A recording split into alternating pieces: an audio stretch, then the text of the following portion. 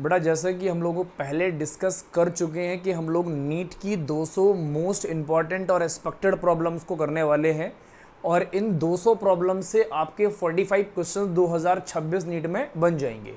अब वो प्रॉब्लम्स किस तरीके से मैंने डिज़ाइन किए वो आपको पता चलेगा। प्रॉब्लम नंबर 1 पहले आज समझो। आप लोग एक अलग कॉपी में बना लेना या फिर जिस कॉपी में आप लोग नोट्स बनाते हो उसी में सारी प्रॉब्लम्स को लिख लेंगे। एक एक प्रॉब्लम को डिटेल में सीखेंगे। उन प्रॉब्लम से आपको सब कुछ समझ में आएगा, पूरा सिलेबस आपका कवर हो जाएगा। तो ध्यान रखें। प्रॉब्लम नंबर 1 स्टार्ट करते हैं बेटा। आज ज़्यादा टाइम खराब नहीं करेंगे। पहली प्रॉब्लम क्या है बच्चों, इसमें मैंने 2 क्वेश्चंस रखे हुए हैं। पहली प्रॉब्लम ये है बच्चों, क्या है पहली problem, if the mass of neutron is assumed to be half of its original value and that of proton is assumed to be twice of its original value, then atomic mass of C14 मतलब carbon के atomic mass पे क्या फ़र्क पड़ेगा अगर हम बच्चों neutrons के मास को हाफ कर दें और प्रोटॉन्स के मास को डबल कर दें। बहुत इंपॉर्टेंट प्रॉब्लम है बच्चों। तो सबसे पहले हम सीखते हैं।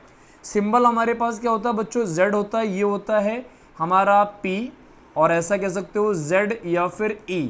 एक सिंबल हमारा X हो गया। ये होता है बच्चों हमारा A। ये होता है एटॉमिक मास या मास नंबर, है ना। एटॉमिक मास कह लो बच्चों या फिर मास नंबर बोल लो, मास नंबर बोल लो। और ये होता है बच्चों प्रोटॉन्स और ये एटॉमिक नंबर और ये नंबर ऑफ इलेक्ट्रॉन्स की इक्वल होता है कब, जब बच्चों वो न्यूट्रल होता है। ये हो गया एटॉमिक नंबर और ये हो गया बच्चों आपका नंबर ऑफ प्रोटॉन्स। क्या हो गया बच्चों, नंबर ऑफ प्रोटॉन्स। एक और इंपॉर्टेंट चीज़ यहाँ पे बता देता हूँ बच्चों, जो A होता है वो न्यूट्रॉन प्लस प्रोटॉन के सम के इक्वल होता है। ये आपको पता है, 9th क्लास से आप लोग पढ़े लिखे थे बच्चों। तो जो A होता है बच्चों वो P प्लस N होता है। तो A माइनस P करेंगे तो बच्चों N आ जाएगा। ये हो गया हमारा, इसका बेसिक कवर कर लिया हमने। अब आपसे क्या बोल रहा है, if the mass of neutron is assume to be half of its original value. तो पहले हम इसको कैलकुलेट कर लेते हैं बच्चों। 6C14 है तो ये हो गया इसका प्रोटॉन और 14 माइनस बच्चों 6 को कर देंगे तो हमारा आ जाएगा न्यूट्रॉन। तो न्यूट्रॉन हो गया हमारा 8, है ना। ये हो गया 8। ये हमारा ओरिजिनल क्वेश्चन है बच्चों इसके अंदर। अब आपसे क्या बोल रहा है बच्चों, न्यूट्रॉन को क्या कर दिया बच्चों हमने, हाफ कर दिया। न्यूट्रॉन्स को हाफ का मतलब हो गया, अच्छा पहले इसका ना ओरिजिनल में बच्चों प्रोटॉन प्लस न्यूट्रॉन का सम कितना आ रहा है, तो ओरिजिनल में प्रोटॉन प्लस न्यूट्रॉन का सम आ रहा है कितना बेटा, 6 + 8 = ये हो गया 14। ये हमारा कब है, जब हमारी ओरिजिनल कंडीशन है तब। अब आपसे क्या बोल रहा है, न्यूट्रॉन का मास हमने क्या कर दिया बच्चों, हाफ कर दिया और प्रोटॉन को डबल कर दिया। तो कर लेते हैं बच्चों, न्यूट्रॉन्स को हाफ कर लेते हैं बच्चों, क्या कर लेते हैं हाफ। तो ये हो गया 4 और प्रोटॉन्स को डबल कर लेते हैं बच्चों, तो ये हो गया 12। तो अब हमारी जो न्यू मास आ गया बच्चों वो कितना आ गया, अब हमारा हो गया 12 + 4 = 16। तो न्यू मास आ गया हमारा ये।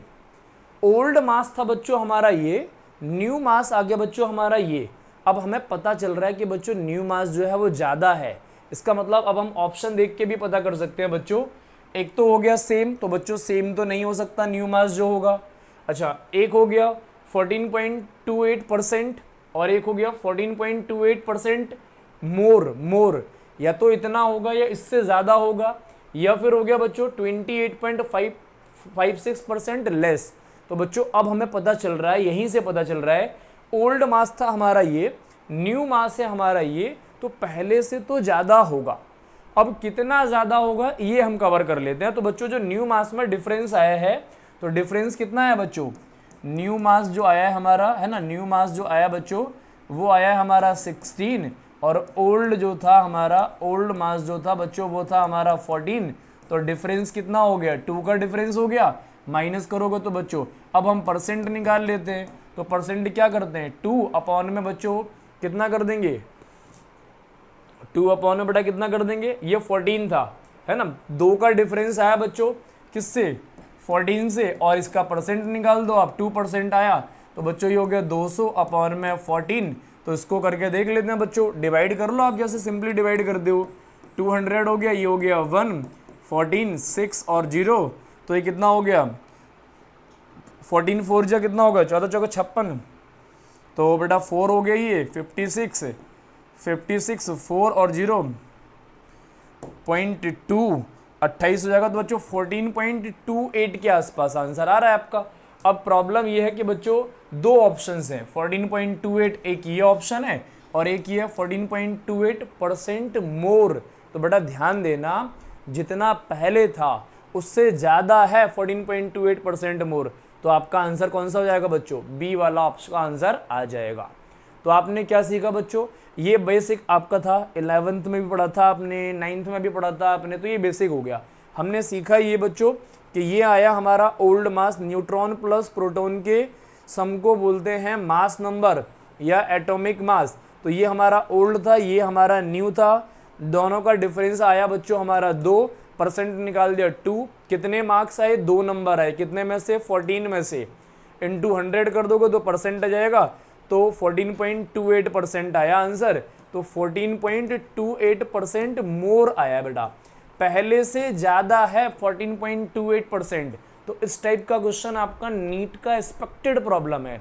एक और प्रॉब्लम रखी है मैंने इसी के अंदर बच्चों, एक और प्रॉब्लम कौन सी है बच्चों? ये है, क्या बोल रहा है? An element with mass number 81, बेटा मास नंबर 81 दे दिया, क्या दे दिया बच्चों? मास नंबर जो है वो 81 है। हमें पता होता है न्यूट्रॉन प्लस प्रोटॉन के सम को बोलते हैं mass number, that is called 81। ये हमने पिछले प्रॉब्लम में सीखा था बच्चों, पिछले प्रॉब्लम में जो हमने सीखा था वही कॉन्सेप्ट यहाँ पर भी यूटिलाइज हुआ है। प्रॉब्लम नंबर 1 के अंदर दो क्वेश्चंस रखे मैंने, एक पहले था एक ये है। अब ये क्या बोल रहे हैं? An element with mass number 81 has 31.7% more neutrons than proton। तो बच्चों अब हमें कंडीशन बनानी पड़ेगी, और क्या बोल रहा है? एटॉमिक मास बता दो एलिमेंट का क्या होगा, है ना? एटॉमिक नंबर बेटा, है ना? एटॉमिक नंबर, नॉट मास, मास तो आपको दे रखा है। एटॉमिक नंबर बता दो क्या होगा, ये हमसे पूछा है। अच्छी प्रॉब्लम है बच्चों, ऐसी प्रॉब्लम बहुत अच्छे लेवल के क्वेश्चंस में बनती है। नीट में आ गई तो आपकी गलत नहीं होनी चाहिए, अगर आपको आती है तो पहले आप सॉल्व करो, मुझसे पहले सॉल्व करो। अच्छा, अब हमें क्या करना पड़ेगा बच्चों? एक को x मानना पड़ेगा। तो क्या बोल रहा है?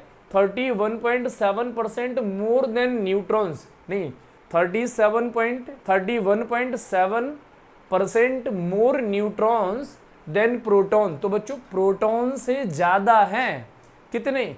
31.7% न्यूट्रॉन्स। तो बच्चों हम प्रोटॉन्स को ले लेते हैं x, है ना? तो क्या ले लिया बच्चों? प्रोटॉन्स को ले लिया हमने, क्या ले लिया? x ले लिया, और न्यूट्रॉन्स को ले लेते हैं बच्चों क्या?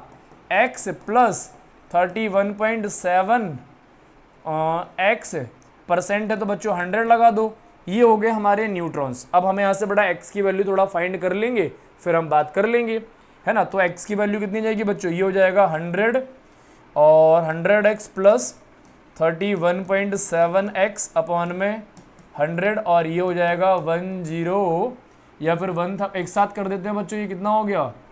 1, ये हो गया 131.7x अपॉन में 100, इसको बेटा क्या कर देंगे? 1.317x, ये हो जाएगा बच्चों, है ना? 1.317x हो गया, कुछ नहीं करा बेटा, ये 100x था, 31 हो गया, 131.7x हो गया, डिवाइड कर दिया, ये आ गया। अच्छा, ये आ गया आपका न्यूट्रॉन्स। क्या आ गया बच्चों? न्यूट्रॉन्स। अब हमें पता है एटॉमिक मास जो होता है, एटॉमिक मास जो होता है बच्चों क्या होता है?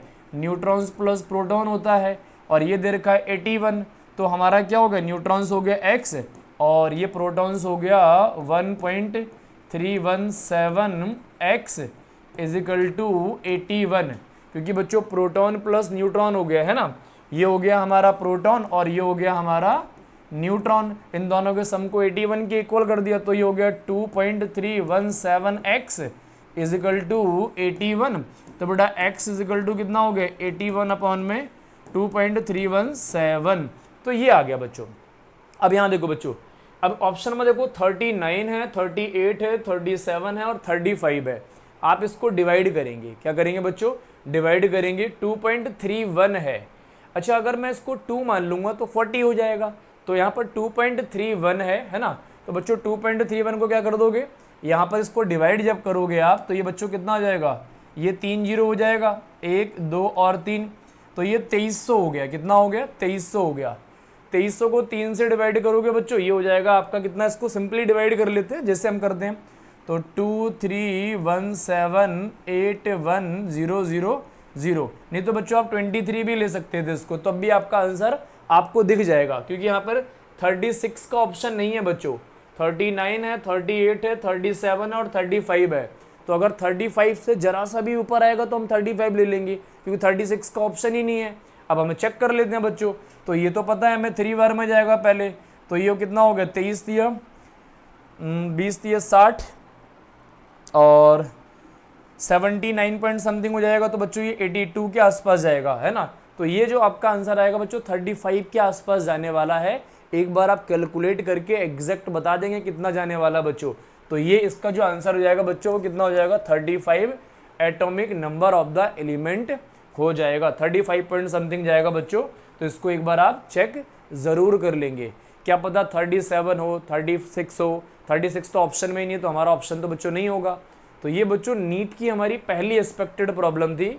इसके अंदर बच्चों 2 प्रॉब्लम्स थी हमारी, एक थी इलेक्ट्रॉन प्रोटॉन न्यूट्रॉन के पास, और दूसरी थी बच्चों कितनी हमारी, दूसरी थी हमारी इसके अंदर atomic number of the element कितना जाएगा, 2317 को डिवाइड करना बच्चों 8100, तो 34 पॉइंट आसपास जाएगा बच्चों, 34.94 या 95 के आसपास जाएगा। तो आंसर आपका बन जाएगा बच्चों कितना 35। एक बार आप कैलकुलेट जरूर करके देखेंगे, मेरी बातों को नहीं देखेंगे, आप कैलकुलेट जरूर करके देखेंगे कितना आंसर बन रहा है।